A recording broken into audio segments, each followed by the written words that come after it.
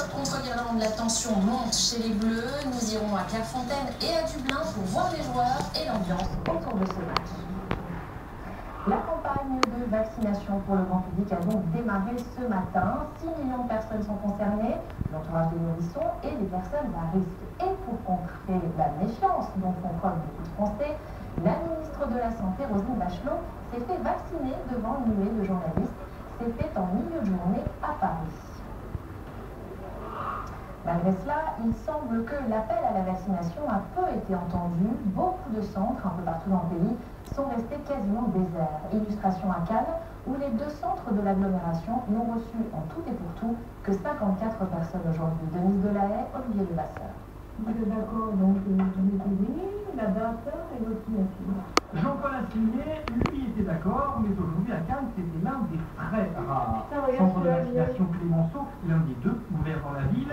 Et cet après-midi, une affluence, disons, restreinte, même si le personnel médical s'y attendait. Après, ça va monter en puissance, puisqu'on enverra les bons au fur et à mesure de l'approvisionnement des doses. Donc pour moi, je trouve que c'est pas mal. Tout de même, 18 patients seulement, en 4 heures, ça reste très faible. Les premiers volontaires sont surtout des retraités avec des antécédents à risque. Probablement, personnellement, je considère qu'il faut, si on peut éviter de propager quelque chose, il faut le faire. Un argument loin d'être partagé par tous. Parents de jeunes enfants, le personnel des crèches sont aussi prioritaires pour le vaccin, mais à Cannes, ils ne sont pas venus. Dans cet établissement, par exemple, personne n'est volontaire. J'ai peur qu'il y ait des effets secondaires pires que la grippe. C'est ça qui m'embête un peu. C'est pas qui me fait peur, je n'en vois pas l'utilité. Moi, pour moi, donc voilà, je serai malade, je vais rester chez moi, faire en sorte de me soigner correctement et je reviendrai ensuite en pleine forme. Pour Jean-Paul, la question ne se pose plus. Il est désormais vacciné à Cannes. Ça a été l'un des premiers. De toute façon, mon docteur m'avait rassuré, il m'a dit faites-le, donc je l'ai fait, puis voilà, je suis tranquille aujourd'hui. Où commence l'acharnement thérapeutique? Une fois de plus, la question se pose. En effet, l'hôpital d'Orange a été condamné en juin dernier parce qu'un enfant, que des médecins avaient mis de très longues minutes à réanimer, souffre de très graves séquelles aujourd'hui.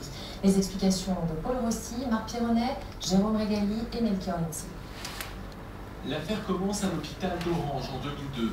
Les médecins passent de très longues minutes à réanimer un nouveau-né en état de mort apparente. De trop longues minutes, a estimé le tribunal administratif de Nîmes. Car aujourd'hui, l'enfant souffre de lourds handicaps mentaux et physiques. Les juges appuient leur décision sur le code de déontologie qui stipule que le médecin doit s'abstenir de toute obstination déraisonnable. Pendant la réanimation, le cerveau de l'enfant est resté privé d'oxygène pendant plus de 20 minutes. Aucun texte ne fixe de limite, mais pour l'avocat de la famille, c'est de l'acharnement. On sait qu'un cerveau qui n'est plus oxygéné au-delà de 4 minutes a des lésions irréversibles. On ne s'acharne pas. Et les médecins, la plupart du temps, prennent la bonne décision, stopper, parce que la vie à minima, la vie avec un minimum de conscience et de moyens n'est plus possible. Cette condamnation inquiète les médecins. En effet, il est impossible de prévoir avec certitude la gravité des séquelles après une réanimation. Pour éviter les poursuites, les professionnels pourraient être tentés de ne plus prendre de risques. Le médecin, sur le moment, a sûrement été heureux de réanimer cet enfant.